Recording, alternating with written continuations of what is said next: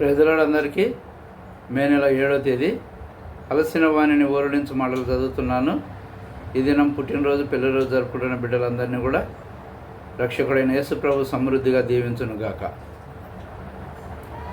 అన్య దేవతలను పారవేసి మిమ్మును మీరు శుచిపరచుకొని మీ వస్త్రములను మార్చుకొనడి.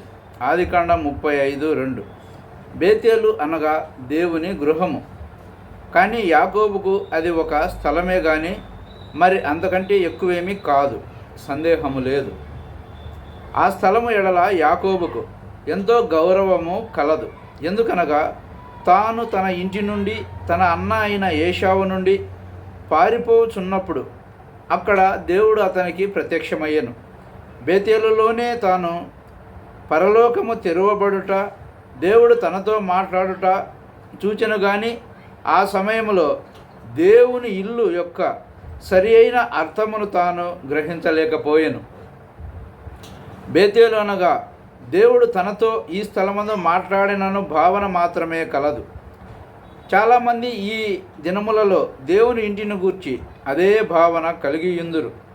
చాలామంది ఆ స్థలమును హత్తుకొని యుందురు కానీ దేవునిని కాదు.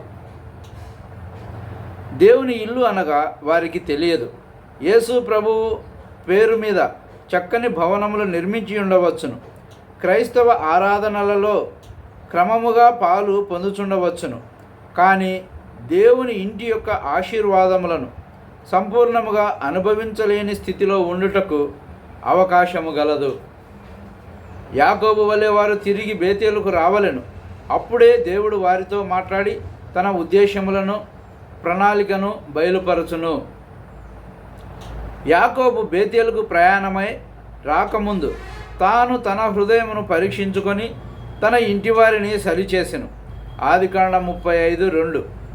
తన తీర్మానములో పట్టుదల గలవాడై అపవిత్రపరచు వాటన్నిటినీ తీసివేయుడని తన ఇంటివారికి ఆజ్ఞాపించి తనతో కూడా బేతేలుకు వెళ్ళుటకు సిద్ధపడుడని వారికి చెప్పెను.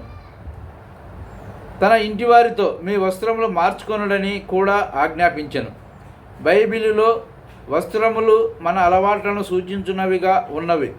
చాలా వరకు ఒకడు తాను ధరించు వస్త్రములను బట్టి, వాటి రంగులను బట్టి, ఎన్నిసార్లు వస్త్రములు మార్చుచున్నాడు అను దానిని బట్టి అతని నడవడి బయలుపరచబడును. చాలా విచారకరమైన విషయం ఏమనగా మంచి విశ్వాసులు కూడా లోక సంబంధమైన వస్త్రముల ద్వారా, లోక సంబంధమైన జీవన విధానము ద్వారా ఆకర్షించబడి మోసపోవుచున్నారు. క్రమేణా అవి అలవాటుగా మారిపోయి వారి మనసులలో, వారి జీవితములలో చీకటిని తీసుకొని వచ్చుచున్నవి. యాకోబు ఏ విధముగానైతే తన ఇంటి వారిని పవిత్రపరిచినో ఆ విధముగానే మనము కూడా లోక సంబంధమైన అలవాట్లను, స్నేహితులను విడిచిపెట్టి మన సంభాషణలో కూడా పరిశుద్ధతను కాపాడుకొనవలెను. యాకోబు షెకెములోని మస్తకి వృక్షము క్రింద అన్య దేవతలన్నిటినీ, అపవిత్రపరచు వస్తువులన్నిటినీ పాతిపెట్టెను. ఆ విధముగానే మన పాత అలవాట్లు, పాత పద్ధతులన్నిటినీ కూడా క్రీస్తు యొక్క మరణ భూస్థాపనలలో మనము పాలివార మగుడ చేత పాతిపెట్టవలెను. యాకోబు షెకెములోని మస్తకి వృక్షము క్రింద అన్య దేవతలన్నింటినీ, అపవిత్రపరచు వస్తువులన్నింటినీ పాతిపెట్టెను. ఆ విధముగానే మన పాత అలవాట్లు, పాత పద్ధతులన్నింటినీ కూడా క్రీస్తు యొక్క మరణ భూస్థాపనలో మనము పాలివారం అవడ చేత పాతిపెట్టవలెను. యాకోబు అసంతృప్తిని కలిగించు అపవిత్రపరచు వస్తువులన్నిటినీ మస్తకి వృక్షము క్రింద పాతిపెట్టిన తరువాతనే బేతేలుకు వెళ్ళగలిగాను. అప్పుడే దేవుడు అతని పేరును యాకోబు నుండి ఇశ్రాయేలుగా ఎందుకు మార్చెనో, ఎందుకు అతనిని బేతేలుకు వెళ్ళుమనెనో పూర్తిగా అర్థము చేసుకొనుటకు ప్రారంభించెను. అంతకుముందు జరిగిన ఒక సందర్భంలో దేవుడు అతనితో స్పష్టముగా మాట్లాడాను. అప్పుడు అనేక సంవత్సరముల తరువాత దేవుడు అదే వర్తమానమును ఇంకా బలముగా తిరిగి చెప్పుచున్నాడు. యాకోబు ఇప్పుడు దాని అర్థమును గ్రహించగలిగాను. అదే విధముగా పూర్తి అర్థమును గ్రహించకుండానే మనము కూడా కొన్ని మాటలను ఉపయోగించుదము.